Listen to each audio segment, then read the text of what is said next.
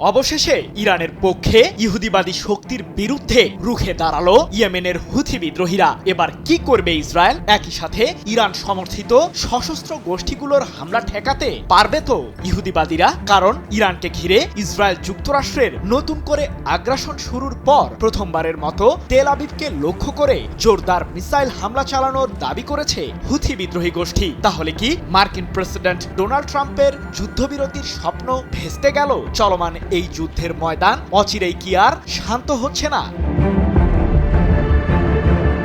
ইরানকে ঘায়েল করতে সব ধরনের যুদ্ধ প্রস্তুতি সেরেছিল যুক্তরাষ্ট্র ও ইসরায়েল, কিন্তু তেহরানের পাল্টা প্রতিরোধের মুখে এখন প্রায় নাস্তানাবুদ অবস্থা ইহুদিবাদীদের। যুদ্ধের ময়দানে কুলকিনারা না পেয়ে ইরানের উদ্দেশ্যে 15 দফার একটি শান্তি চুক্তির প্রস্তাব দিয়েছেন ট্রাম্প। যদিও মার্কিন প্রেসিডেন্টের যুদ্ধবিরতির সেই প্রস্তাবের তোয়াক্কাই করেনি তেহরান। উল্টো মধ্যপ্রাচ্যে থাকা মার্কিন সামরিক বাহিনীর সদস্যদের খুঁজে বের করে তাদের বিরুদ্ধে হামলা চালানোর অঙ্গীকারে অটল ইরানের সশস্ত্র বাহিনী।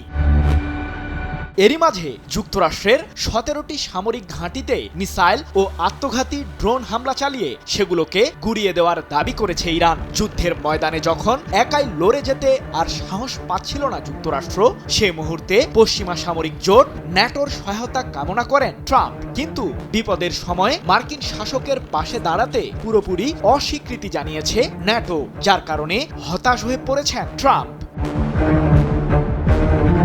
ইহুদিবাদীদের দুঃখের এই ভার যেন বেড়েই চলেছে, কারণ ইরানকে সাহায্যে এবার যুদ্ধের ময়দানে প্রবেশ করেছে ইয়েমেনের হুথি বিদ্রোহীরা। 1 মাস ধরে চলা এই যুদ্ধে প্রথমবারের মতো হুথিরাও ছুঁড়েছে ব্যালিস্টিক ক্ষেপণাস্ত্র, যার লক্ষ্য ছিল ইসরায়েলের সামরিক ঘাঁটি ভেদ করা। 28 মার্চ এক প্রতিবেদনে বিষয়টি নিশ্চিত করেছে ব্রিটিশ বার্তা সংস্থা রয়টার্স।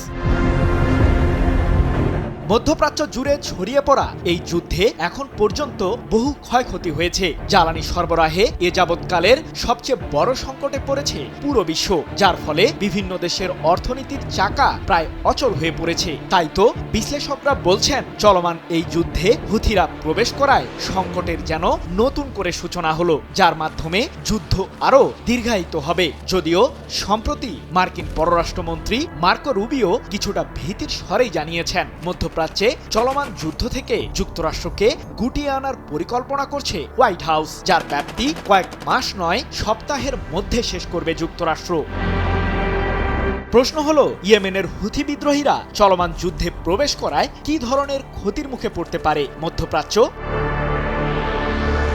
লেবানন, ইরাক, ইরান ও ফিলিস্তিনে ইহুদিবাদীদের আগ্রাসনের জবাবেই ইসরায়েলকে লক্ষ্য করে হামলা চালিয়েছে হুথি বিদ্রোহীরা। এক বিবৃতিতে এমনটাই জানিয়েছে তারা। নিজেদের লক্ষ্য অর্জিত না হওয়া পর্যন্ত ইহুদিবাদীদের বিরুদ্ধে এমন হামলা চলমান রাখার ঘোষণাও দিয়েছে ইরান সমর্থিত বিদ্রোহী গোষ্ঠীটি। সমরবিদরা বলছেন, আরব উপদ্বীপ ও লোহিত সাগরের চারপাশের নৌপথ বন্ধ করে দেওয়ার সক্ষমতা আছে হুথি বিদ্রোহীদের। বিশেষ করে ইরান সমর্থিত গোষ্ঠীটি এবার ইয়েমেন উপকূলের বাব আল মান্দাব প্রণালী বন্ধ করে দিতে পারে। হরমুজ প্রণালী বন্ধ হওয়ার পর সুয়েজ খালের সাথে যোগাযোগ স্থাপনকারী একমাত্র সামুদ্রিক পথ বাব আল মান্দাব প্রণালীটি, যার সাহায্যে সুয়েজ খাল হয়ে মধ্যপ্রাচ্যের দেশগুলো এশিয়া ও ইউরোপের সাথে জ্বালানি এবং পণ্য পরিবহন করে থাকে। সৃজন মাহমুদ, নিউজ 24।